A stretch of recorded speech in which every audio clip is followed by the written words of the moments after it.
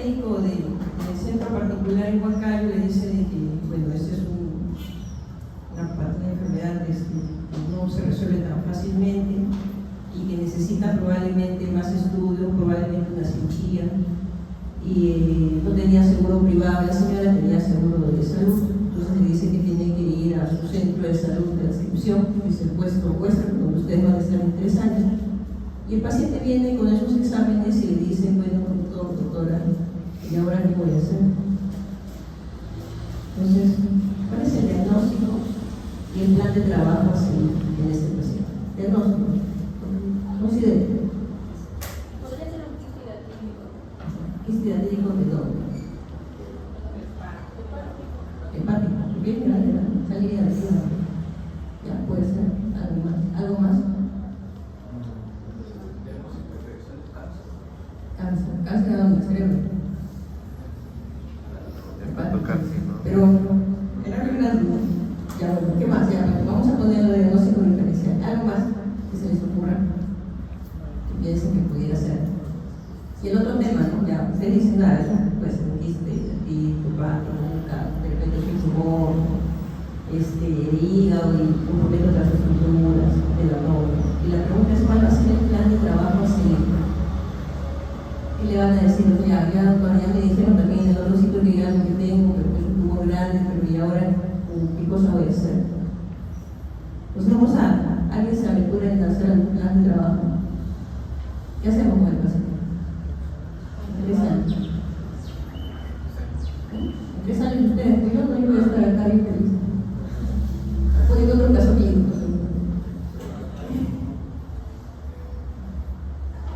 Algo que se ¿qué hacemos con el paciente? Desde el centro de salud. Vamos a ir viendo la clase. A ver, el quiste hidratídico, por ejemplo. El quiste hidratídico es una enfermedad realmente zoonótica, parasitaria zoonótica. ¿Cuál es el ciclo vital? ¿Cómo el hombre adquiere el quiste hidratídico? O el perro, ¿qué pasa con el perro?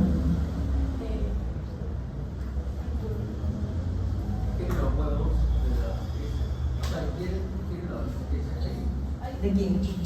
De los animales. Ya, de alguna de ellas, ok.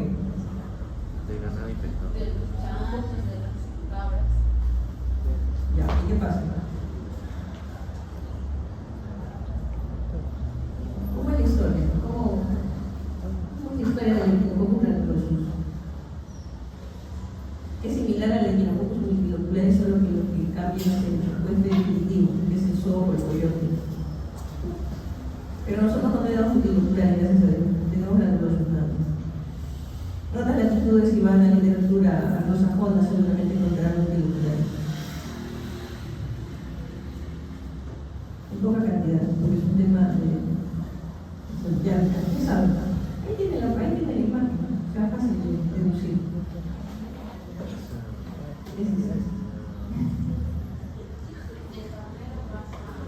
Es el carnero.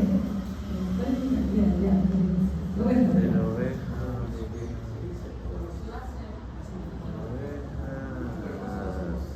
El perro. El huésped definitivo es el perro. Y el huésped intermediario es la oveja o algún herbívoro. El herbívoro ingiere los huevos del perro contaminado y le hace la enfermedad, ¿no? Después el can es el que come la víscera, por eso es el huésped definitivo. Y el hombre es un huésped accidental, realmente no tiene nada que hacer con este ciclo de vida del Echinococcus granulosus, pero accidentalmente no se lavó las manos al ingerir algún alimento e ingirió los huevos infectados, ¿no? del Echinococcus granulosus, que va a llegar obviamente de digestivas, que se viene a nivel sanguíneo y los lugares más puede generarse un éxito, pero fundamentalmente va al hígado y en segundo lugar al pulmón. Se pudiera ir a cualquier órgano, pero son los órganos que realmente se van a afectar. Y la incidencia de quiste hidratídico en nuestro país va de 7 a 11 casos por 100.000 habitantes de promedio.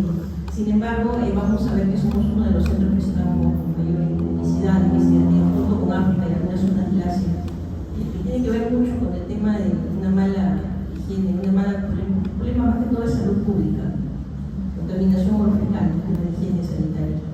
Pero si nosotros nos vamos a la zona central del país, vamos a ver que esa incidencia aumenta, 14 a 34 casos por 100.000 habitantes. Es importante tener en cuenta como un antecedente epidemiológico.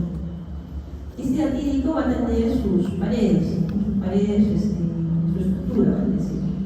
Y la pared más externa es una pared que se llama la lenticia, pero que no es propia del quiste atídico, es decir, o sea, no es propia del echinococco granuloso, sino es propio de la reacción inflamatoria que hace el órgano ante el parásito. O sea, el parásito es del humano, digamos. En este caso es el hígado, podría ser el pulmón. Y después va a tener lo que es la membrana articular, después la prolífera, que es donde van a emerger justamente las vesículas hígado. En una vesícula hígado tenemos las membranas, el quiste abierto. El cuadro clínico en la mayoría de los casos es asintomático y va a tener alguna sintomatología cuando hace dolor por distensión de la cápsula, o pudiera ser que por temas de tamaño o localización comprime alguna estructura, ¿no? Como de repente una vía biliar, producir ictericia, por ejemplo. O pudiera producir de repente la pena o la localización, si de repente está en el segmento 2-3 del hígado, que se relaciona con el estómago, por ejemplo, puede ser muy grande, puede comprimir el estómago y producir obviamente sintomatología de relación a dispepsia o ayunar precoz. Bien, mayormente es dolor abdominal, dispepsia, ictericia. Puede haber otras localizaciones y obviamente según la localización pudiera cambiar un poco la sintomatología. El diagnóstico se va a hacer con ELISA, la sensibilidad aumenta, después de todo una prueba compensatoria, probióticos, ecografía, evidentemente, y lo que viene a ser la tomografía abdominal. Sin embargo, también es importante que los pacientes que se diagnostican de quiste atídico hepático, como por ejemplo en este paciente, o bien tomemos una tomografía torácica o bien una radiografía de tórax, o siempre una radiografía de tórax para ver si es que no tiene también quiste atídico en el pulmón. Entonces, porque a veces se relaciona en pacientes que tienen ambas patologías. De tener ambas patologías, primero hay que solucionar el tema pulmonar, que primero se operaría quiste atídico del pulmón y después el hepático. Un segundo tiempo. Y para el echinococos granulosos, ¿no? Para el quiste atídico, tenemos dos tipos de clasificaciones, tanto en imágenes, Garvey, y la clasificación del grupo de estudio del echinococos granulosos de la OMS. Son similares, solamente acá cambia el 3 por el 2 y el 2 por el 3, pero son similares realmente. Vamos a ir a la clasificación de la OMS. El C1 es el hialino, ¿no? El hialino que incluso se puede confundir, si ustedes lo ven acá, se puede confundir incluso con un quiste simple. De repente, por resonancia, por tomografía, podemos ver algunas pocos de nieve, como arenilla, ¿no? O sea, es un quiste, pero si ustedes ven, acá se va con unas cositas blancas, afinando el a veces no. Entonces, el C1 es el hialino, que se puede confundir con un quiste simple. El C2 es el que tiene vesículas hijas, fabricado por vesículas hijas. El C3 tiene una subclasificación, sin embargo, lo vamos a dejar solamente como lo ponen acá, como el de membranas calcáreas, las membranas, como la imagen que vimos en el pretexto, membranas que caen en el quiste atídico y por lo tanto C3. C4 es el sólido heterogéneo, es aquel que tiene un poco más componente sólido que líquido, como se ve acá. Y el C5 es el calcificado, aquí ya comienza a calcificarse, incluso a veces está totalmente calcificado, tiene paredes calcificadas o parcialmente calcificadas. Cuando estamos en la variedad del C1 y el C2, es decir, el hialino, o el que tiene vesículas hijas, vamos a hablar de que el parásito está activo. Y va a haber una zona de transición de C, todavía está activo, pero tiene una tendencia a inactivarse. El C3 cuando vemos membranas. Y el que está inactivo es el que ya no hay actividad del parásito, es decir, el parásito está muerto. En el C4 puede ser sólido heterogéneo y el calcificado. ¿Cuál es el tratamiento del quiste atídico? Entonces, para los pacientes que son sintomáticos o con quiste atídico complicado, o sea que sobre la infección parasitaria hay una sobreinfección bacteriana, sea que se rompió el quiste a cavidad abdominal, sea que se abrió al ducto biliar las membranas y produjo también ictericia, o sea que fisturizó en las zonas de hígado hacia el diafragma y llegó hacia la pleura y hay una fístula tóraco-abdominal ahí, incluso también infestaciones a nivel del pulmón y quiste atídico pulmonar también podría haber, no solo a nivel pleural. Entonces, en estos casos, cuando el quiste atídico es sintomático o está complicado, el tratamiento es quirúrgico. No se nos puede ocurrir solo tratamiento médico, sino acabar tratamiento quirúrgico. Y cuando es factible, es decir, cuando el paciente no se opera por emergencia, por ejemplo, este quiste roto se va a operar por emergencia, pero si el paciente de repente es un paciente que viene con ictericia, hace el estudio y vemos de que hay apertura de la vía de quiste de en la CEPRE, entramos y en lugar de ver cálculos se ven las membranas, hay que sacar esas ventanas como CEPRE. Entonces, si a los pacientes que nos da espacio de tiempo, debiéramos dar cuando menos 2 semanas antes, 15 días antes, albendazol en el preoperatorio. Y se recomienda en ese albendazol postoperatorio unos 3 ciclos en el postoperatorio. La dosis 10 miligramos por kilo por día, algunas literaturas hablan de 15, 10 a 15, no la cuenta miligramos por kilo por día. Y tenemos también portadores asintomáticos de quisquidatría. Cuando los portadores son asintomáticos, vamos a tener que cambiar un poquito la estrategia de tratamiento. Cuando hablamos de un C1, C2 o C3, es decir, los activos o el que está en transición, tendremos que practicarlos. ¿Es menor de 5 centímetros o mayor de 5 centímetros? Si es menor de 5 centímetros, podemos dar 3 ciclos de albendazol 30 días por cada ciclo. ¿Okay? ¿Para qué? Porque en estos quistes sí se ha demostrado de que el tratamiento médico funciona, o bien disminuyen de tamaño, o bien comienzan a ir progresando en transición y finalmente se van a calcificar. Y se hace un control ecográfico a los 3 meses, a los 6 meses y a los 12 meses. Si la respuesta es negativa, va a ir a cirugía. Pero si regresiona en tamaño o va regresionando en aspecto de actividad hacia inactividad, entonces no se necesita mayor cosa. Si cualquiera del C1, C2 o C3 es mayor de 5 centímetros, sí va a cirugía, que puede ser abierta, laparoscópica o en otras latitudes incluso robótica. Y el C4 es el sólido heterogéneo, donde tenemos más sólido que líquido en la cavidad quística. Tenemos que hacer primero un diagnóstico diferencial con todos los tumores sólidos hepáticos, sean estos benignos o malignos. Y si vemos de que no es ningún tumor benigno, maligno, obviamente si lo encontramos por eso tenemos que tratarlo como tal.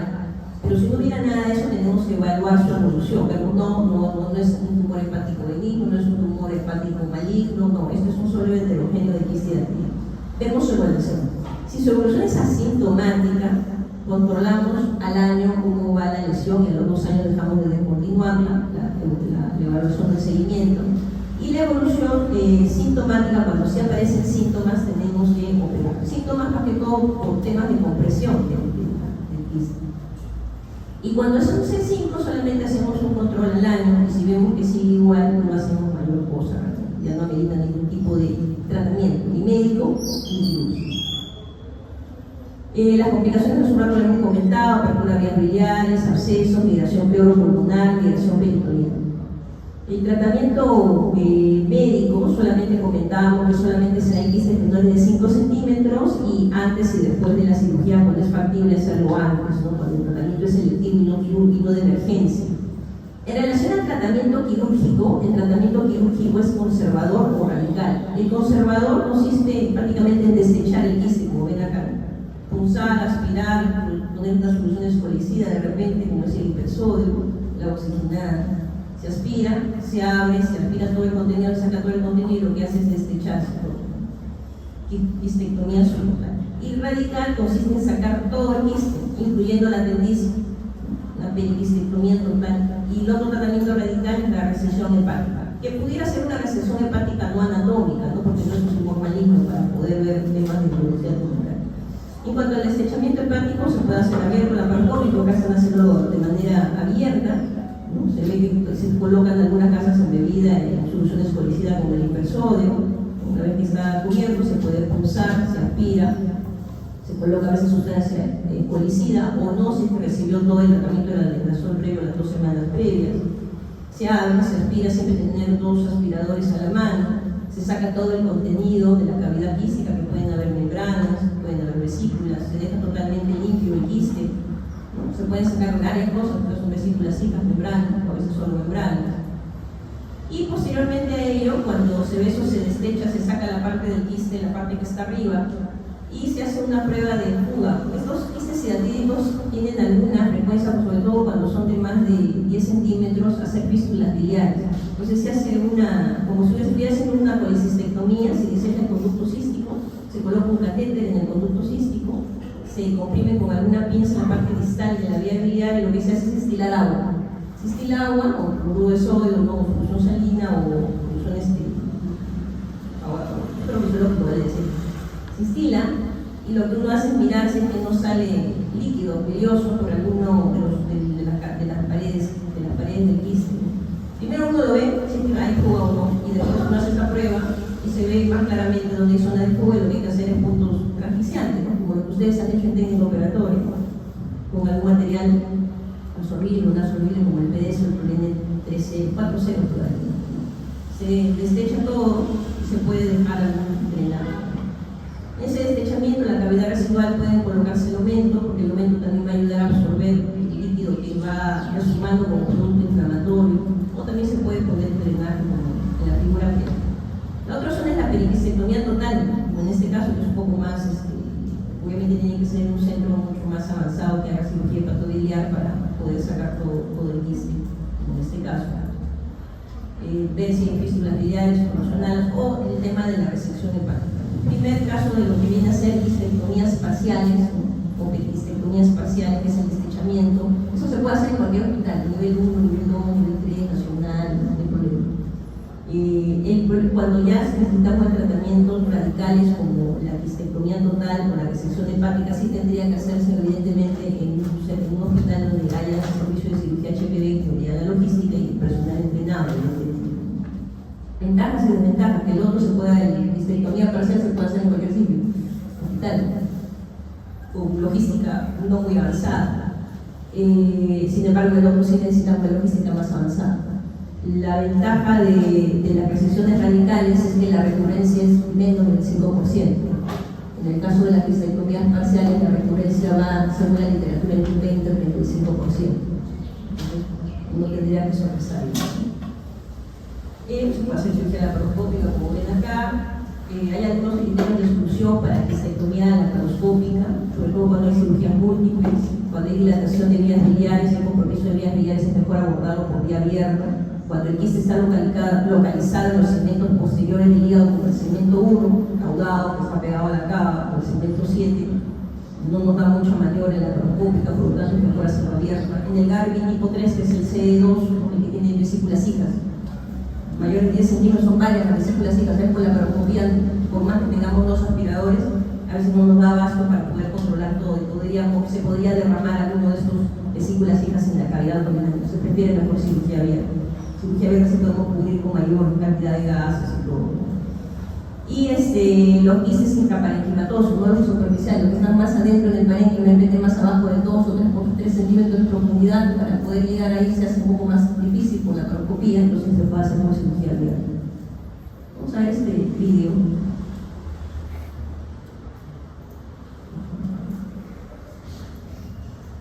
Para que se despierte. Voy a preguntarle por ahí veo que se está quedando ese despertarme. Con diagnóstico de quiste latínico hepático del segmento 8. La investigación del mismo se sincroniza dentro de la video laparoscópica.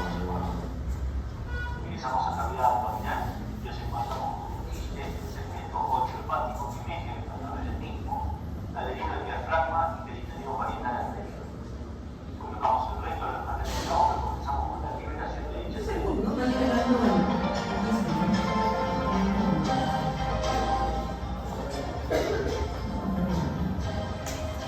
Liberando el quiste del diafragma, por eso se utiliza.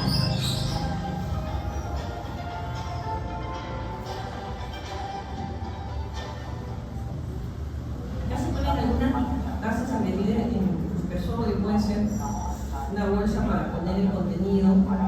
El paciente no se le pulsa así, por ejemplo, no se pulsa se pulsa, pero no se coloca la sustancia policía dentro porque recibió el albendazol 2 semanas antes. Se pulsa solamente para aspirar el líquido y después lo que se hace es sacar el contenido. En este caso era un grano, por ejemplo. Entonces, después de haber limpiado, lo que se hace es jabón y poligachup. Y lo que se hace es toda la parte que queda prácticamente se saca. Y la parte que queda, que está pegada al hígado, esa se queda en el hígado.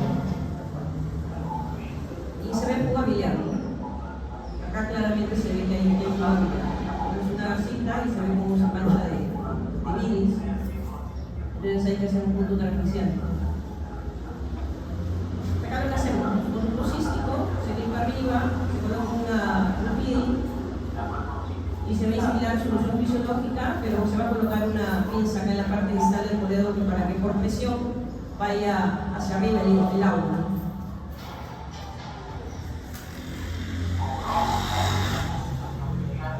Se ve como juga, claramente. Ya es un punto transmisiante. Lo llamamos ustedes para que hagan un punto transmisiante. No pasa con un PDS o con un problema de ceros. Y se hace un poco de esos que algunos sufren de los endotrains de la paroscopía, ¿no? Pero es un poquito más difícil. Realmente eso hace es competencia del presidente, pero es bueno que ustedes vayan aprendiendo cosas. Se vuelve a hacer la prueba y se ve que no juega. Se puede hacer incluso después una colectografía para ver que no se ve fugas, se ve que la vía biliar está bien, no hay fugas, cirugía terminada. Coloca también la vesícula, que el paciente hace con histerectomía también y se extrae con una bolsa. Hace todo lo que haya, se saca.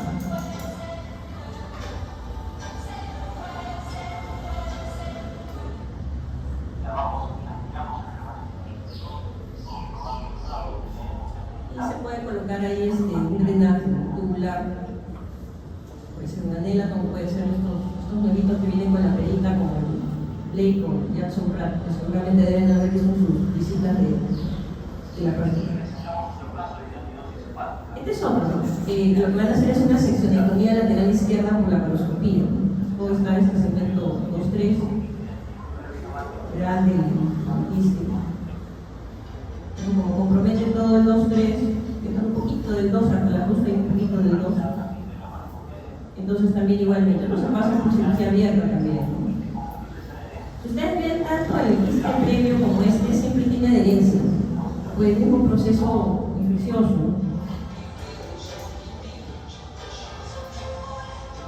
Igual, se va liberando de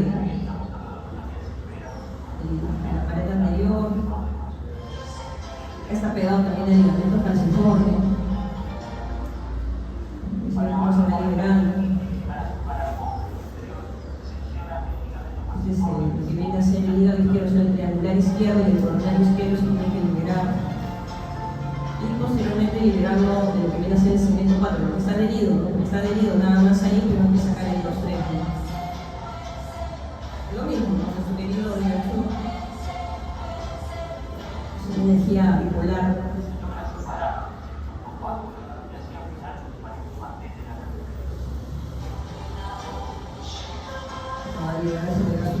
También, acá encima comienza la transacción, ¿no?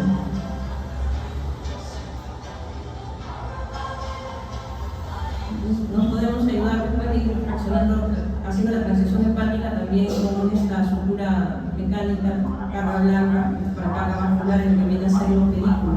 Con el pedículo portal, ¿no? En general, tanto el pedículo portal como el pedículo arterial y biliar, esa zona, ¿no? Ayuda a avanzar bastante. Y finalmente lo que va a quedar es la suprahepática izquierda, ¿no? Que con la última carga van a poder seccionar esa parte. Y hay que ver también nuevamente ese tema de la fístula, ¿no? Porque a pesar de que se ha sacado todo, también hay que ver las fístulas si ya se ha podido pasar por alto. Es argón, ¿no? El argón sirve para encontrarse en la superficie del hígado. También se hace lo mismo, ¿no? La prueba hidráulica, se preguntamos. Y ahí se ve como hay una fuga. Colocan un clip en este caso. Vuelven a hacer la prueba. Y finalmente, si no hay mayor cosa, pues bueno, se coloca el drenaje. Eso es más o menos lo que se hace ese es el link del vídeo que está en YouTube. Eso es más o menos lo que se hace en quiste hidratídico, no tanto con tratamiento de alguna manera radical como tratamiento conservador. Tenemos el caso clínico 1, paciente varón de 40 años, natural y procedente de Lima, sin antecedentes importantes. Acude a un examen médico de la empresa donde trabaja y al realizar una ecografía le encuentran un quiste en el hígado.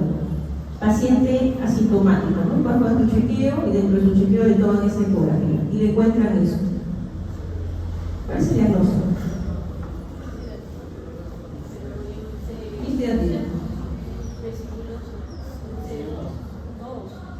Vesículas hijas, ¿no es cierto? Vesículas hijas. Cruceros o un ganglioso. ¿Qué pasa si este quiste tiene 4 centímetros? ¿Cuál es el manejo?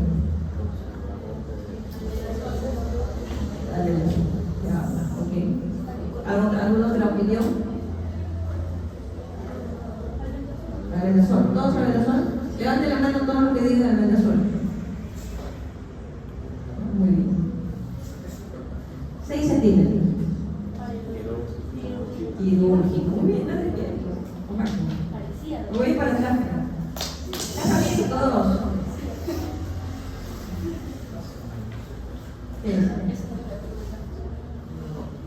A ver, atrás, otro. Porque se están quedando dormidos. No sé qué tiene el paciente.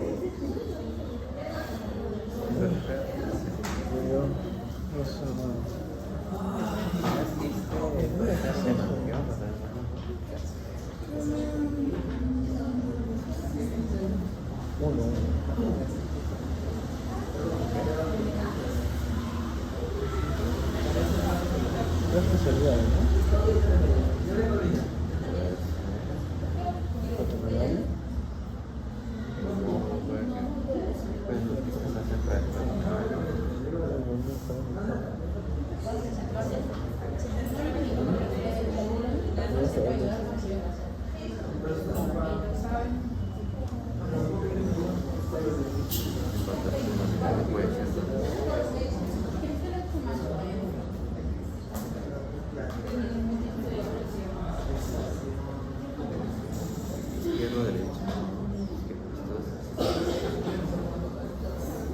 El estómago.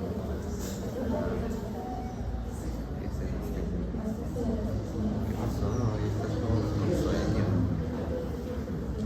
Te veo con las dos pies.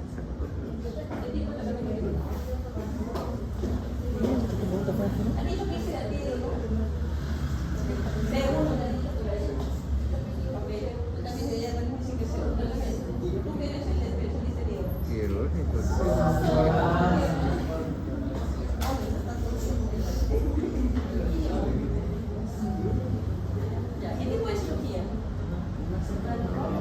¿Radical o conservador? Conservador. Radical porque conservadora. ¿Quién dice radical y quién dice conservador? ¿Cuál es el conservador? Porque tiene una hemorragia. Tiene hemorragia. Ella dice, tiene un bordecito. ¿Quién dice no? ¿Quién dijo radical? O el tamaño. Ok, claro, si usted, claro, obviamente he puesto un borde, ¿no? Pero si usted ven el hígado izquierdo se ha hipertrofiado bastante. Incluso, mira, llega hasta su borde, al otro lado del mundo, detrás del vaso. Entonces está comprometiendo el hígado derecho. Está comprometiendo todo el hígado derecho, entonces sí vamos a un radical en este caso. Porque la cavidad se sería muy grande, de hecho que va a tener un montón de fístulas y todo, entonces lo mejor es un radical. Entonces en este caso este paciente tendría que ser transferido a un lugar donde haga cirugía radical. Caso 3, más fácil. ¿Qué tipo de quistes?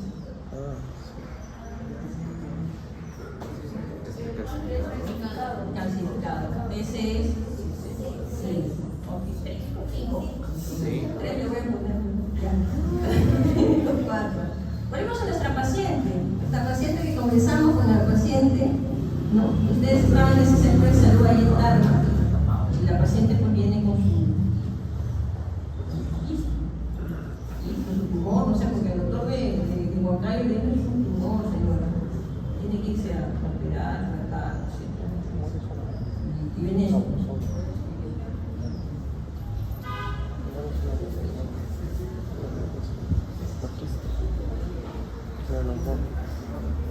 ¿Qué hacer? Grande.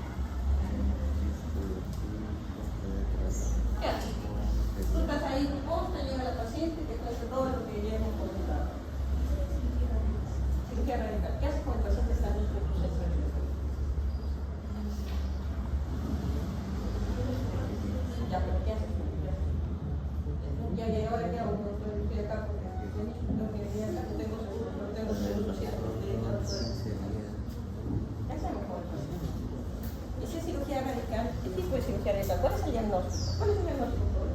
Yo sigo pensando que es un quiste. Hepático. Sí, hepático. Y le daría Beldazol porque usted dice que se le daba antes de la cirugía. Tal igual le da Ya, yo le daría ese Beldazol. ¿Qué pasa? la derivo ¿A dónde la derivo? aquí a la capital. A Revolución.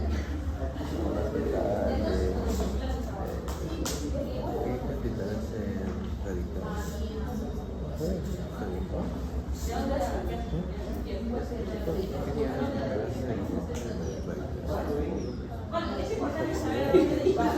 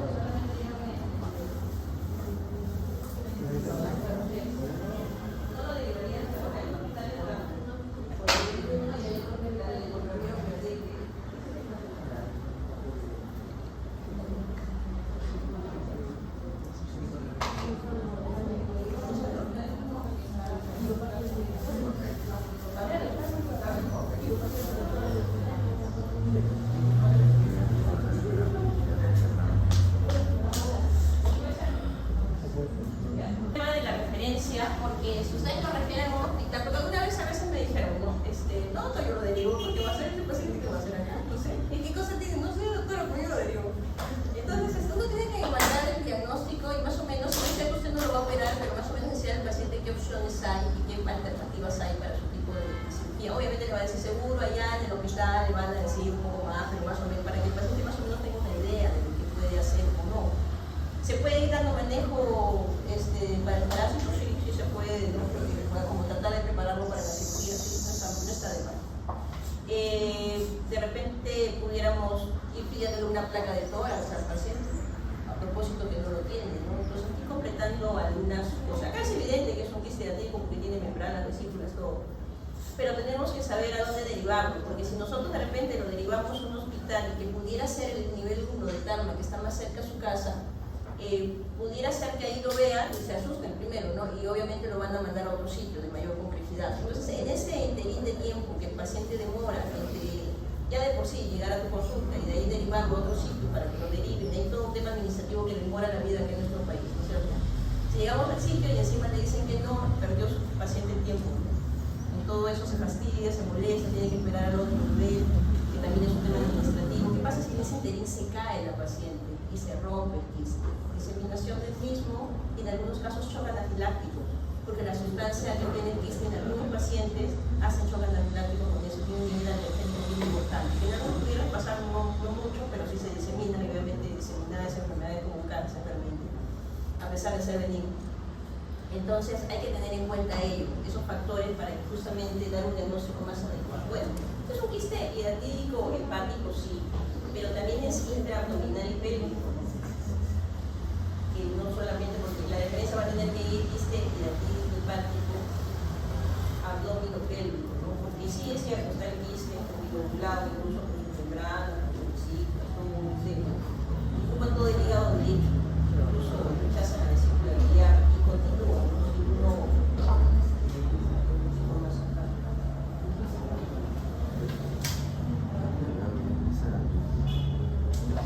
Doctora, disculpe, entonces sí mando a mi paciente aquí a Lima, ¿verdad? Vamos a ir ahorita por allá.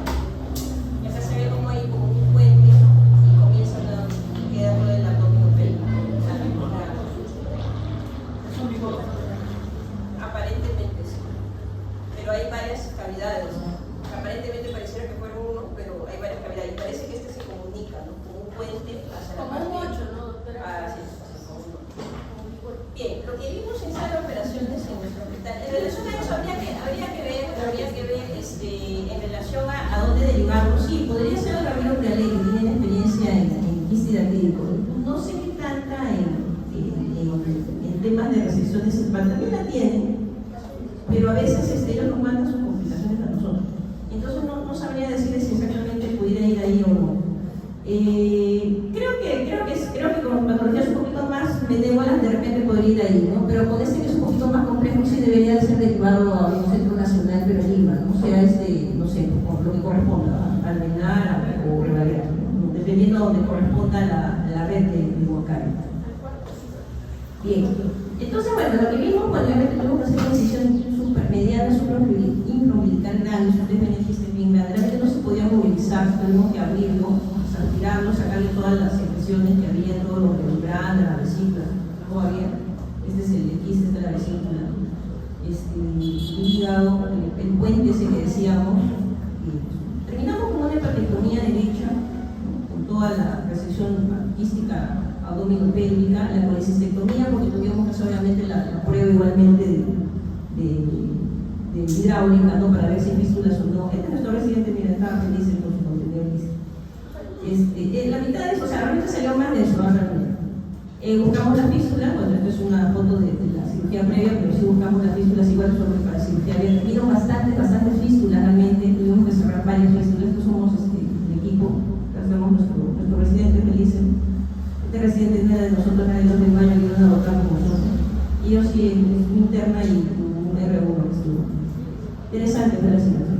Paciente sale de antes del postoperatorio 5 con su drenaje y obviamente sabíamos que ya tenía fístula biliar, pero por el drenaje comenzó a salir itis, bajo débil y cerró a 14. Entonces tomamos un control ya después de la cirugía, a propósito de que regresó.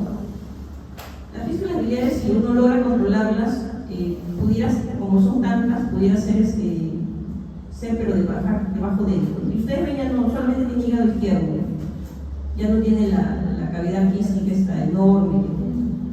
Y evidentemente esta paciente tiene que seguir con su alveolación. También por 3 siglos de infectología a veces necesita más.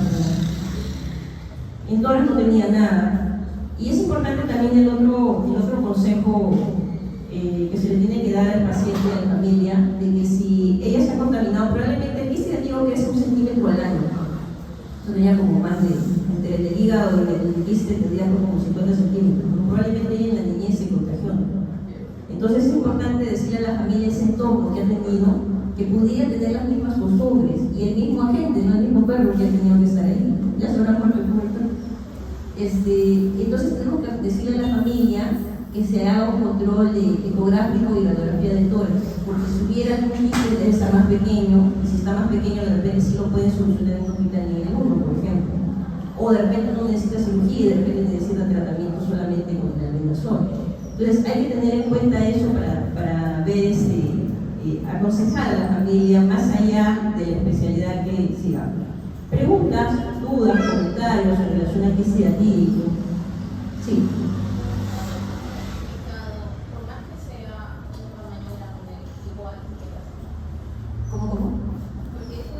Cuando está calcificado. El tema del calcificado es que si tiene el tamaño como el que tiene, va a dar compresión, ¿no? Va a dar, o sea, cuando el calcificado solamente se opera cuando da sintomatología. Si no da sintomatología, no tiene por qué operarse. Si es pequeño, obviamente no da sintomatología, pero depende si es muy grande y está comprimiendo alguna estructura, sí va a dar sintomatología. Y por el hecho de dar la sintomatología hay que operar. ¿Alguna otra pregunta, chica? Sí.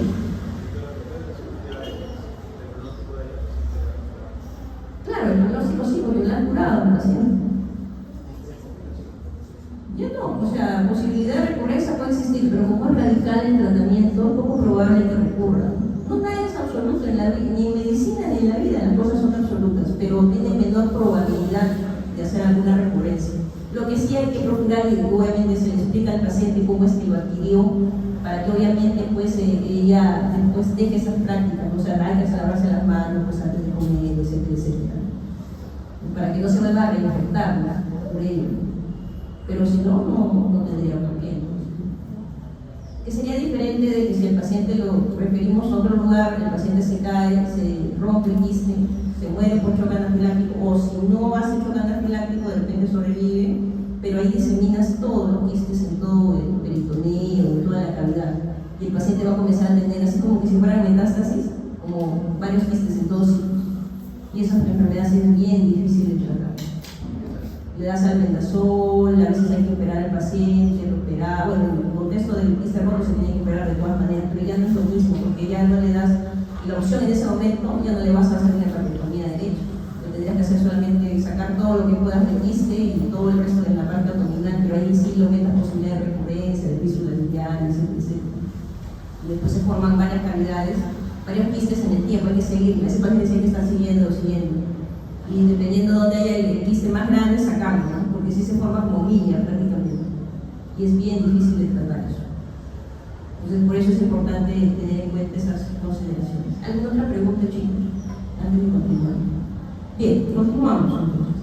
El quiste simple hepático sí se puede comprender con el inmuno, por lo tanto es importante mucho el antecedente epidemiológico y obviamente siempre que hagamos un quiste pedir el ELISA. Y si tenemos aún la duda, incluso con ecografía, tomografía y la resonancia, ¿no? Pero si vemos de que por ecografía son simples, por tomografía igual, no tiene mayor ELISA negativo, no tiene mayor antecedente epidemiológico, entonces es un quiste simple. Y el quiste simple no es quirúrgico, solo es quirúrgico cuando tiene sintomatología, dolor, sangrado o infección. El tratamiento, destechamiento por laparoscopia.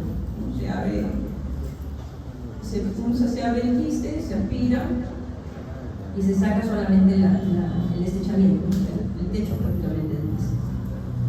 En relación a la poliquistosis hepática, Cristo lo describió por primera vez en 1856, tiene asociación con poliquistosis renal, autosómica dominante. No hay enfermedad poliquistósica netamente hepática como hay poliquistosis hepatorrenal. La prevalencia realmente es baja, por ejemplo, poliquistosis hepatorrenal, tiene los riñones como están, igual. O tenemos eso, ¿no? Que es poliquistosis hepática pura. La diferencia entre la poliquistosis hepática y la renal es que la poliquistosis renal sí da trastorno de función del riñón. Y los pacientes con poliquistosis renal múltiple, evidentemente no que tenga uno o dos quistes, sino sea una poliquistosis realmente. Entonces los pacientes van a tener falla renal y en el tiempo se van a tener que dializar. Y en el tiempo, por lo tanto, van a ser candidatos al trasplante renal. En el caso del hígado, no, por más quistes que haya en el hígado, la función hepática no se pierde, no hay trastorno en la función. Lo que sí, a veces por la cantidad de quistes, obviamente son abdómenes grandes, la mayoría se queja de dolor, otros cuando crecen muchos estos quistes diseminados en todas partes del hígado, como presiona el estómago, no se alimentan bien y están desnutridos en los pacientes. Poliquistosis como esta, se ve evidentemente la masa intraabdominal.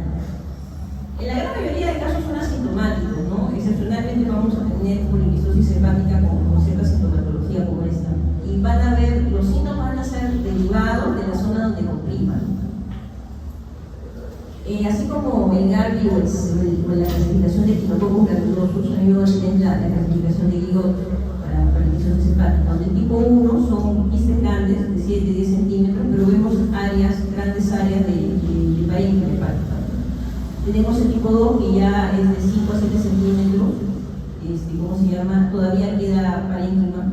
Y tenemos el tipo 3, que son pequeñitos, de menos de 5 centímetros o de 5 centímetros, pero casi ya no hay parénquima, casi todo el quiste. Entonces el tratamiento, realmente, si uno encuentra poliquistosis hepática y como son quistes pequeños, realmente si tiene el paciente dolor abdominal, de repente hay que indagar otra cosa. Pero si vemos ya quistes grandes de más de 10 centímetros, de repente, o sea, te duele acá, de repente, justo el quiste está aquí, bueno, pudiéramos echarle la culpa al quiste, ¿no? Habría que investigar otras causas también del dolor. Si no hay causas, bueno, le sacamos al quiste. Y ahí lo que podemos dar es una analgesia incondicional nada más. Si a pesar de eso el paciente sigue presentando las molestias, lo que podríamos hacer es drenaje por vía percutánea. Se drena el quiste por vía percutánea y se coloca una sustancia fluorescente en la pared del quiste por radiología intervencionista para que esto se colapse y ya no vuelva a molestar ese quiste cuando menos. Bien, en algunos casos cuando no es factible el drenaje percutáneo y esa es la causa del dolor del paciente, de repente, o de la compresión, depende de la sintomatología del paciente, entonces podríamos intentar desechamiento y drenaje por la laparoscopia. En algunos casos habría que combinar tratamientos, hepatectomías con drenaje. Por ejemplo, este paciente notó el hígado izquierdo comprimía el estómago, donde no dejaba al paciente comer adecuado. Es una operación de hepatectomía y en los quistes que eran más grandes del lado derecho solamente se drenaba y se desechaba.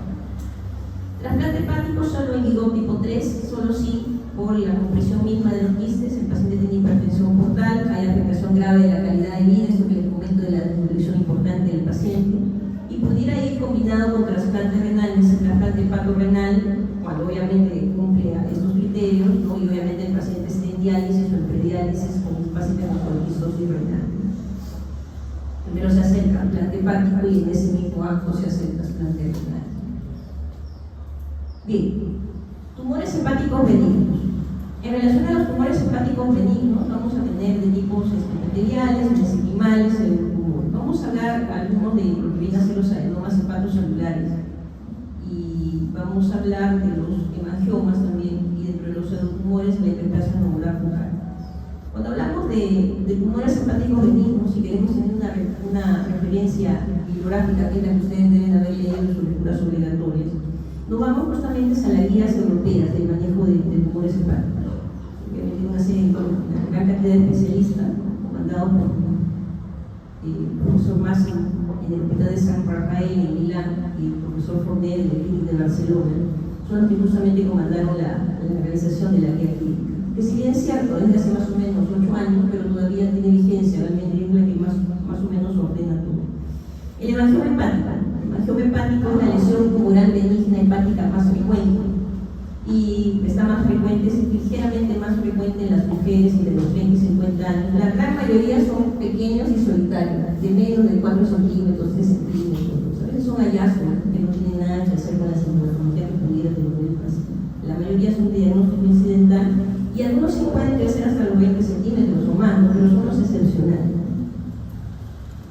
En relación al cuadro clínico, la gran mayoría son asintomáticos, excepto los que sean gigantes, ¿no? Sobre todo los que tienen más de 10 centímetros. Síntomas: dolor abdominal, vómitos, cuando por compresión del mismo quiste produce rotura espontánea, realmente es infrecuente, pero se puede dar en aquellos mayores de 10 centímetros y aquellos que son periféricos. Por ejemplo, cemento 3, ¿no? Como cae, tiene mayor tendencia a romperse, por ejemplo. Y en casos raros vamos a encontrar el síndrome de Casabat-Perry en estos pacientes, ¿no? Que es prácticamente un problema de CID con trombocitopenia y sangrado sistémico. Los pacientes obviamente tienen que ser operados de manera inmediata. El diagnóstico es con ecografía, si hubiese dudas, tomografía abdominal trifásica, si hubiesen dudas, lo cual es raro, pero si hubieran dudas, resonancia magnética. Si bien es cierto, se puede hacer la biopsia hepática, pero no es lo más recomendable, ¿no? Porque si ya tenemos diagnósticos imagenológicos y la posibilidad de sangrar, aunque no es exagerada, existe, entonces es mejor no biopsiar, de preferencia. Una lesión clásica, ¿no? Hipericoica, en ecografía. No hay sombra acústica, por ejemplo. Es una intensificación acústica en la parte baja, por ejemplo. Excepcionalmente pueden ser hipocogénicos, pero en un hígado graso. Entonces, esto es lo que preguntamos en el pretexto. Si estamos en la fase arterial venosa de equilibrio en una tomografía, vamos a ver cómo el contraste se va llenando de manera centrífuga, desde la periferia, en la fase arterial, en la fase venosa vemos cómo va llenando más internamente hacia el centro y finalmente se llega a adquirir todo el contraste en la fase de equilibrio. Es un contraste que va de la fase arterial hacia la de equilibrio de manera centrífuga, se va llenando, centrípeta, perdón, se va llenando. En la resonancia magnética, en T1 es muy intensa, en T2 es hiperintensa. Y el tratamiento realmente no es necesario el seguimiento del hemangioma hepático típico. Si es típico, la imagen ecográfica y tomográfica y por resonancia realmente no necesita un seguimiento. Sin embargo, en nuestra realidad sí podría ser necesario un control a los 6 meses y al año. ¿Por qué? Porque a veces pudiera ser la imagen que se saque de repente en ecografía, dependiendo dónde lo hagan, de repente pudiéramos tener confianza o no en el diagnóstico. Entonces es mejor en esos pacientes hacer un control a los 6 meses del año. Y además porque a pesar de que es bien raro que un hematoma típico se malignice, de hecho no se maligniza, pero de repente se hizo mal el diagnóstico, entonces mejor lo miramos, ¿no? O de repente es un hemangioma que excepcionalmente se pudiera degenerar en hematosarcoma. Entonces es mejor hacer un seguimiento a los 6 meses del año. No se indicará ningún tratamiento en pacientes asintomáticos y tanto el embarazo como el uso de anticonceptivos no tienen mayor relación.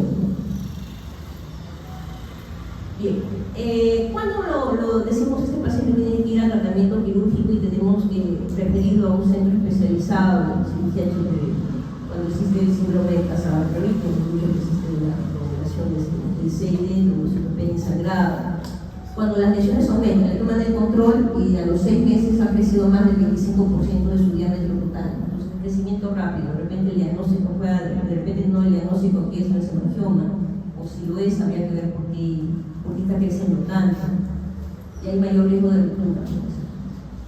La otra opción es sintomático.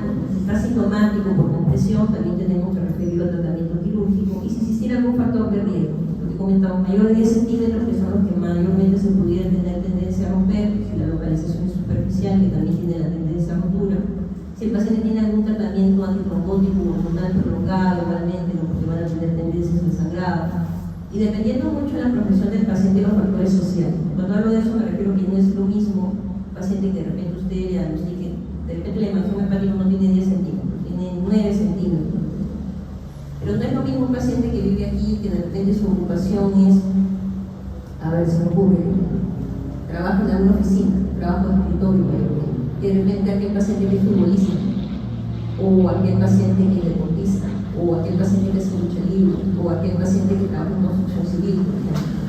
Evidentemente la posibilidad de trabajo extremo y todo hace posible que puede tener mayor riesgo a rotura por el mismo desempeño. O es diferente a aquel paciente que vive de repente acá en Benavides, que aquel que de repente vive en el último lugar de Ancash, ¿no? O en el último pueblito de repente de Cayala. Entonces, ¿qué pasa? ¿Por qué? Porque obviamente hay pacientes que hay pueblos en nuestro país que no se pueden transferir así como nosotros, ¿no? En bus, en micro, ya vamos al satelital, mucho no cancela el satelital, pero no más. Hay algunas comunidades donde en la noche no hay forma de comunicarse por vía terrestre, tienen algunos que caminar, algunos en lancha, algunos en caballo. Entonces, evidentemente, si el paciente se rompe un hemangioma en esas condiciones, no va a tener tiempo de poder llegar a un centro hospitalario. Y de llegar a un centro hospitalario, podrá llegar a un hospital de repente que no tenga mayor complejidad. Y evidentemente, llegar hasta Lima, imposible. O llegar a alguna región que de repente tenga el cirujano HPV difícil. Entonces, en ese contexto, uno tendría que sopesar también ello y podría uno enviar a un paciente para evaluarlo para ello. Bien, el tratamiento quirúrgico realmente se necesitan solamente resecciones no anatómicas, porque son tumores benignos. El trasplante hepático realmente es excepcional. Las lesiones hepáticas anatómicas solo se resuelven si compromete todo el segmento, todo el lóbulo de repente, ¿no? Pero fundamentalmente son resecciones no anatómicas. En relación a la hiperplasia nodular focal, es el segundo tumor benigno hepático más frecuente en el sexo femenino hasta el 90%, la edad 30, 50 años, mayormente es una lesión solitaria. A veces se asocia a hemangiomas, pero es excepcional. Usualmente son de menos de 5 centímetros. Tampoco se relaciona a los anticonceptivos. La gran mayoría son asintomáticos, las complicaciones realmente son excepcionales. No existen datos de transformación maligna de los hiperplasias nodular focales, pero lo que se va a ver es una masa bien delimitada, que si no le encuentras contraste prácticamente se pierde con el hígado. Y después va teniendo contraste en la fase arterial y se ve igual que el hígado en la fase venosa. Y lo característico es la cicatriz central en forma estrellada. Hay que tenerlo en consideración. Acá también se va a ver en resonancia. Ahora, la resonancia es la de mayor rendimiento diagnóstico en general, ¿no? Para las tumoraciones tanto hepáticas malignas como benignas, y esto no es excepción. Cuando uno tiene la duda, de repente, por tomografía y hiperplasia nodular focal, es importante ver la resonancia. Lesiones típicas de hiperplasia nodular focal tampoco no necesitan tratamiento ni seguimiento. Solo si la imagen es atípica, hay la duda, ¿no? O si el paciente es sintomático, ahí recién nos referimos a un centro de cirugía HPV, ¿no? Si no, no es necesario realmente. En relación al adenoma hepático, primera vez fue escrito por Edmondson en California. Es el primer escrito de Edmondson en relación al patólogo en California, que describió por primera vez lo que es el adenoma hepatocelular. Y son proliferaciones benignas de hepatocitos, que al comienzo se pensaron que eran monoclonales, pero después se vieron que eran policlonales. muy baja la prevalencia, como ustedes ven. Este sí está asociado a anticonceptivos orales. Ya desde el año 73 se decía que tenía alguna asociación, y la relación también más frecuente en mujeres que no 10 a 1. Este sí se puede complicar con hemorragia en 10-20% de los casos y transformación maligna en hepatocarcinoma en menos del 5%. ¿Cuáles son los factores de riesgo? Los principales son los estrógenos. Entonces, tener en consideración ello, ¿no? El chico se ve bien, pero de repente puede tener una adenoma hepática, hay que hacer eso igual. Tenemos también factores de riesgo secundarios, que pueden ser cualquiera de ellos: enfermedades de colágeno, enfermedades vasculares hepáticas como el Chiari, por ejemplo. Entonces, que no se deporta, por ejemplo, Chiari en los bebés recién nacidos. Obesidad, el alcohol, la diabetes móvil, son factores secundarios, ¿no? Pero principalmente son los factores hormonales los que va a poder tener en cuenta en ellos ese tipo de adenomas, tipo de neoplasias. En 2002, la adenoma hepatocelular se divide en antes del 2002 y después del 2002. O sea, cuando yo estudié esto era más fácil, porque se pensaba que solamente era una sola flor, pero lo que se vio es que tiene varias manifestaciones plurales. Es que se vio de que habían algunos adenomas hepáticos que tenían la mutación del beta-catenina, o tenían la inactivación vialélica del TCF1, que es otro tipo de gen. Entonces, hoy por hoy, esta es la clasificación molecular del adenoma hepatocelular, que no les voy a preguntar de cada uno, no me encanta hablar.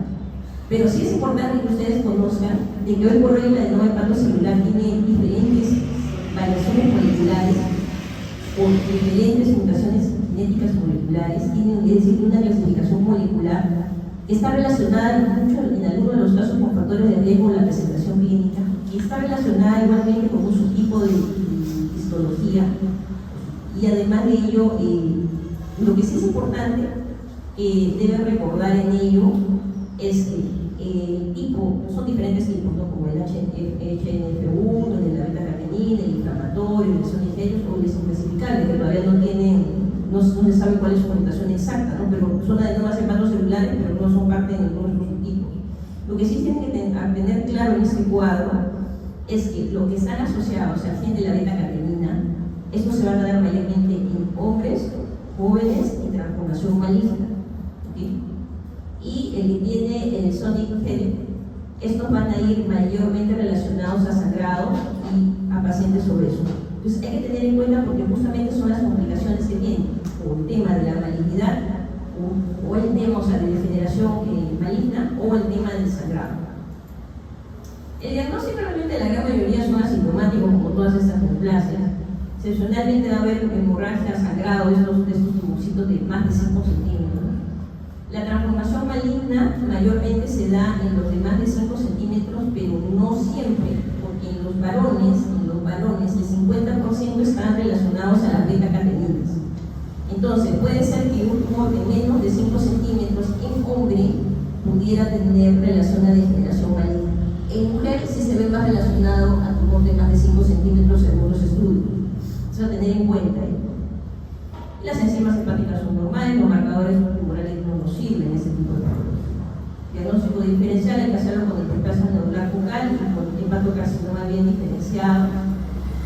La ecografía realmente no tiene un patrón característico, no nos ayuda la ecografía. La tomografía tampoco tiene un patrón característico. En un porcentaje de repente puede ser hipodenso, como ustedes ven, sin contraste, en la fase arterial va captando el contraste y en la fase venosa solamente en la parte de la periferia. La resonancia magnética puede tener, es un poquito más específica y se ve casi como una especie de ligeramente hiperdenso en la fase sin contraste. Ya con contraste arterial se ve que hay captación de contraste en la fase arterial, en la fase portal continúa y en la fase venosa se hace un poquito menos intenso. Entonces, de todo, como comentamos igualmente en el pretest, el mejor es la resonancia magnética trifásica, el que más te va a ayudar para decidir si es adenoma hepático o no. Mejor si se hace con sustancia hepatoespecífica, ¿no? Incluso, una cosa que es importante también, que la resonancia también te puede ayudar a saber cuánto menos de todos los subtipos que hace un rato hemos comentado de nivel molecular y todo esto. La resonancia magnética nos puede decir si es del tipo ciatóxico, que son los ligados al HNF1, los inflamatorios, pero tenemos nosotros que son adenomas hepáticos, pero no son clasificables. O sea, por resonancia magnética tampoco somos capaces de ver cuál tiene la mutación del gen de la beta-catenina. Pero sin embargo, podemos ver que estos grupos, el estreptocito inflamatorio, son más benévolos, por así decirlo. Para manejo de guías americanas, europeas. Y cuando uno tiene la sospecha de un adenoma hepatocelular, primero que tenemos que ir a resonancia magnética. Ya hemos dicho que por ecografía y por tomografía no vamos a encontrar, por tomografía pudiéramos tener algunos patrones, pero por resonancia es aún mejor. Incluso hasta se podría determinar en algunos casos el subtipo. Entonces tenemos que ver, ¿el paciente es mujer o es hombre? Si es hombre, independientemente del tamaño va a cirugía. No importa si tiene 2 centímetros, 3, 4, no, todos van a cirugía. Si es mujer, va a depender mucho, no depende, casi es independientemente del tamaño, puede ser de 5 centímetros, de 6, de 7, puede ser, pero hay que indagar en la paciente sobre su ritmo de vida. ¿Usa anticonceptivos orales? No los usa. De repente es un paciente que tiene mucha relación a la obesidad, por ejemplo. ¿Su paciente hace ejercicio? No hace ejercicio, ¿no? ¿Qué cosa come? ¿Es gordita o no? Entonces, si hubiera algunos factores, hay que cambiar el estilo de vida. Se le dice al paciente, ¿no?, por qué cosas asociadas, se suspende anticonceptivos, la dieta tiene que ser una dieta hipograsa, tiene que hacer alguna actividad física. Y si sigue todo eso al pie de la letra, se hace una nueva resonancia al cabo de 6 meses. Si después de 6 meses se ve de que es de menos de 5 centímetros y está estable, o hay una reducción del tamaño, tiende a reducir y podemos dar todavía un poco de chance, y le pedimos una resonancia al área. Si sigue estable o va reduciendo el tamaño, vamos controlándolo anualmente. Pero si vemos de que aumenta de tamaño o es de más de 5 centímetros o hay un aumento de tamaño, sí va a cirugía, porque significa que a pesar de que hemos mejorado los factores de riesgo, no mejor. O de repente el paciente no es capaz de mejorar sus factores de riesgo. Entonces, como tenemos tendencia a que los de más de 5 centímetros en mujeres sangren o se malignicen, entonces es mejor ir a cirugía. Bien.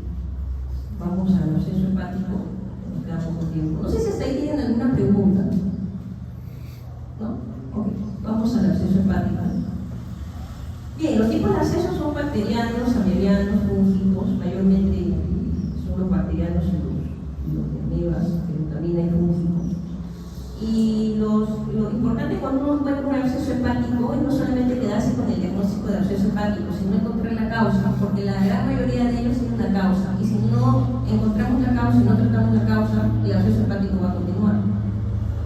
Entonces, para ello tenemos que ver si es que este absceso hepático tiene una causa portal, es decir, el paciente tiene una apendicitis, una diverticulitis, cáncer de colon, un absceso amebiano, enfermedad inflamatoria, intestinal, que obviamente genera un absceso a nivel local y eso condicione a hacer un absceso arterial, igualmente, en un poco urinario, de catete venoso central, el paciente que está mucho tiempo en UCI, con CBC de repente, con muy cuidado de repente el catete.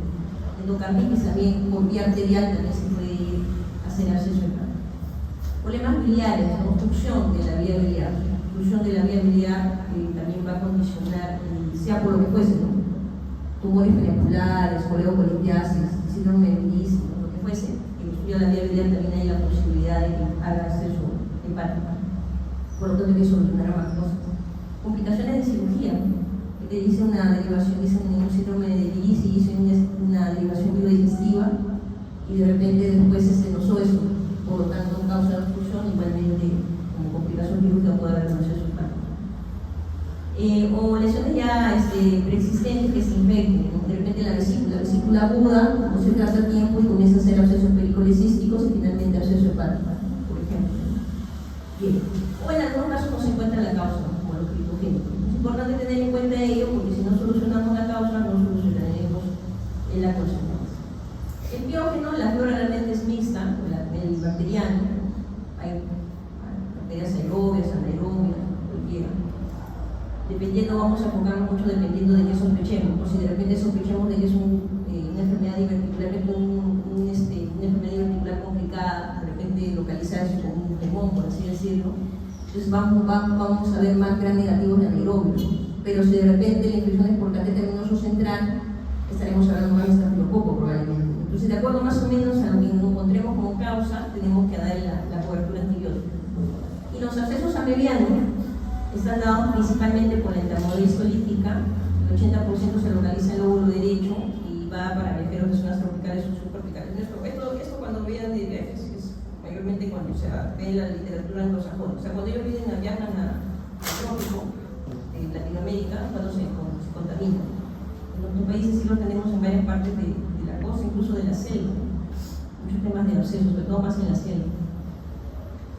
El cuadro clínico puede haber fiebre muy florida, mayormente los bacterianos van a ser fiebre muy florida, o puede haber fiebre de origen desconocido, que más bien mayormente van con los amebianos, dolor en el pulmón derecho, síntomas digestivos inespecíficos. La clínica hiperaguda de fiebre, escalofríos, incluso hipotensión, eso se da más en la bacteriana, en la amebiana. Y bueno, este dolor pleurítico es que obviamente el absceso está en la cercanía del diafragma, en el hígado, pero en la cercanía del diafragma. Y de ahí que el absceso amebiano va a tener una leucocitosis mucho más marcada de desviación izquierda. El amebiano casi o no tiene leucocitosis, pero es débil. Hay discreta alteración de las enzimas hepáticas, mientras que en el bacteriano podría haber un poco más de alteración de enzimas hepáticas, y es una clínica PCR aumentado, por ejemplo. Una clínica más florida, más abrupta. Ecografía o tomografía, vamos a ver cualquiera de estas imágenes, ¿no? El absceso con paredes gruesas, que capta un poco de contraste. Entonces, en estos pacientes, cuando tenemos abscesos hepáticos, primero es ver cuál sería la causa. A la vez que vamos viendo el paciente, vamos a cultivo, si es posible hacemos de hecho tratar de drenar el absceso por vía percutánea. En el momento de drenarlo pedimos gran cultivo y comenzamos con la antibiótico terapia empírica. Ahora, pero si tenemos que ver, ¿no?, si de repente el absceso está roto o es una localización de difícil acceso para el radiólogo intervencionista para poder pulsarlo, o tiene una etiología que necesita cirugía como una apendicitis, una diverticulitis, por ejemplo, entonces el paciente sí va a drenaje quirúrgico y a tratar la patología quirúrgicamente que estuviera causando el problema en este caso. Cuando no está complicado con esto, entonces vemos, es menos de 3 centímetros o es más de 3 centímetros. Menos de 3 centímetros podríamos intentar una antibiótico terapia empírica solo. Pero cuando es más de 3 centímetros, aparte de la antibiótico terapia, tenemos que de todas maneras drenarlo bien, no solamente drenarlo para la muestra, sino drenarlo totalmente. Y después de ello, reevaluar al paciente a las 48 y 72 horas. Si vemos de que no mejora la clínica, tenemos que ir a drenarlo por vía percutánea. Si vemos que acá tampoco no mejora y de repente todavía queda algo de absceso en la imagen, podemos hacer un segundo drenaje y si no funciona, vamos a tratamiento quirúrgico. Igualmente, ¿no?, el drenaje percutáneo no se va a realizar cuando son abscesos múltiples, ¿no?, varias cavidades. No es posible drenar todas las cavidades del absceso multilocular, ¿no?, o complicaciones locales que necesitan cirugía, ¿no?, como de repente vesícula aguda, ¿no?, tengo que sacar la vesícula y drenar el absceso. Bien, entonces, mayormente todos estos abscesos, sean bacterianos o arqueógenos, van a ir en el caso de los bacterianos, van a ir a antibiótico terapia, drenaje y tratamiento del foco primario. La gran mayoría van a ser por drenaje percutáneo, pero en algunos casos va a ser necesario el drenaje vía quirúrgico, que hemos comentado hace un momento en el cuadro previo.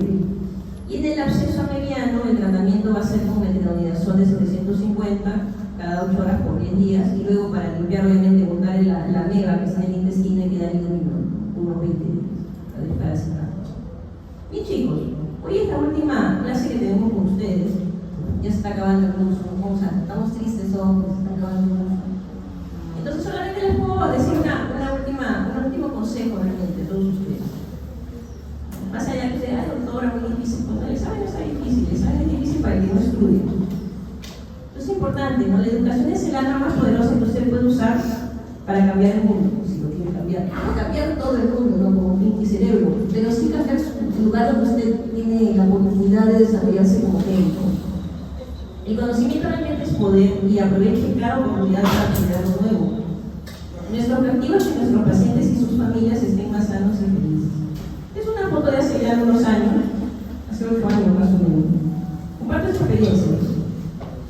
Ella es una niñita que tenía en aquel entonces 3 años, ahí salía de alta, pero el problema con ella es que ella llegó a la emergencia de nuestro hospital, emergencias pediátricas, por una insuficiencia hepática fulminante, y cuyo único tratamiento era un trasplante hepático. En nuestro hospital no se hacía trasplante hepático pediátrico. En el hospital Almenara se había hecho ya hace unos años atrás, pero estaba desactivada la unidad. Entonces, los pacientes que necesitaban trasplante hepático de seguridad social se tramitaba su referencia o a Argentina o al hospital de Pittsburgh en Estados Unidos. Paciente con insuficiencia hepática imposible que pueda ser transferida ahí, porque obviamente estos pacientes que son transferidos son los que de repente tienen atresia viabilidad, es algo que es muy crónico y que puede llegar a hacer el estudio y todo para que finalmente se vea. Entonces, en aquel entonces, lo que se respecta a mi persona, yo había llegado ya tenía algunos años de haber hecho el fellow del CLIC de Barcelona, y habíamos reorganizado con el equipo, ya se estaba haciendo trasplante hepático, pero de adultos solamente, con un grupo que obviamente eran mis asistentes, incluso cuando yo fui residente. Y después de ello, por temas circunstanciales, no siguió el trasplante hepático adulto en mi hospital, por un año más o menos se canceló, problemas internos realmente, que se logró reorganizar en el 2015, con otro grupo, bueno, muchos del grupo anterior y algunos nuevos, y se logró realizar. Y en aquella época nos llegó porque ya habíamos reorganizado trasplante hepático de adultos en aquel entonces, pero de niños nunca habíamos hecho. Sí habíamos estado en las capacitaciones de fuera, acá en diferentes sitios, pero bueno, con el conocimiento justamente de que ya uno había hecho y el grupo también algunos habían estado en algunos sitios fuera, se planteó la posibilidad de organizar el primer trasplante hepático pediátrico en el hospital. No por un tema de que queríamos tener más cosas, sino por el tema de salvar la vida de esta niña. 3 años. Entonces se estudió realmente en un tiempo récord, casi una semana, menos de una semana realmente fue desde que comenzamos con todo, poco menos.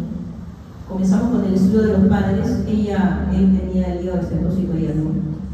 Y se pudo hacer el trasplante hepático con donante vivo, se le da en la sección lateral izquierda, ¿no? Segmento 2-3 del adulto, es el que se saca para insertarlo en el niño. En este caso, en una niña pequeña se pudo hacer. Pero la cirugía no solamente es importante, sino todo lo que está alrededor, ¿no? Estos son todos los figuretes que estuvimos para la foto, ¿no? Pero hay más gente, con 40, 50 personas probablemente, ¿no? ¿Por qué? Porque obviamente están los cirujanos, los anestesiólogos, los intensivistas pediátricos, los pediatras, los gastropediatras, todo el equipo de adultos que vino a apoyar el equipo pediátrico además, ¿no? Asistente social, nutricionista, enfermera, y etcétera, realmente. Entonces, después de obviamente del trabajo que nos demoró todo, varias cosas, porque hasta el tema administrativo se tuvo que es el más pesado a veces en los hospitales, y se pudo hacer el trasplante y menos mal que salió todo bien y la niña salió bien. Y finalmente se hizo el programa de trasplante hepático pediátrico en el hospital, que hasta ahora continúa. Bien, chicos, entonces significa de que si ustedes estudian, se capacitan, se entrenan, es factible, más allá del examen del sábado, que supongo que todos sacan 20 o 19, pero más allá de eso, ustedes tienen que prepararse para ser buenos profesionales, independientemente de la especialidad que quieran seguir, evidentemente, ¿no? Entonces, yo solamente les deseo eso, que estudien, que se entrenen, que sean buenos médicos y que, bueno, evidentemente tengan éxitos tanto en su vida profesional como personal. Bien, chicos, muchas gracias por la atención.